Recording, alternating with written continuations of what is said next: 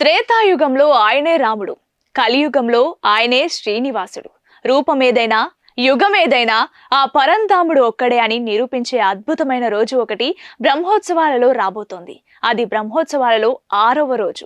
ఆ ఒక్కరోజు శ్రీవారు 2 అపురూపమైన అలంకారాలలో దర్శనమిచ్చి భక్తులను పరవశింపజేస్తారు.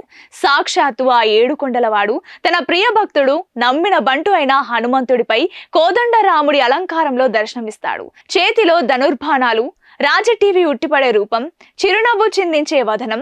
ఆ దృశ్యం చూస్తే మనం చూస్తుంది శ్రీనివాసుడినా లేక శ్రీరామచంద్రుడినా అని విభ్రాంతి కలగక మానదు.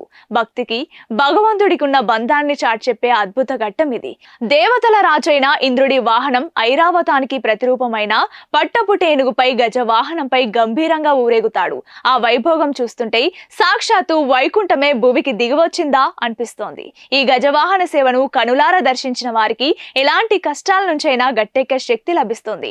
ఇలాంటి అప్డేట్స్ కోసం మన కొలుగురి టీవీని ఇప్పుడే సబ్స్క్రైబ్ చేసుకోండి.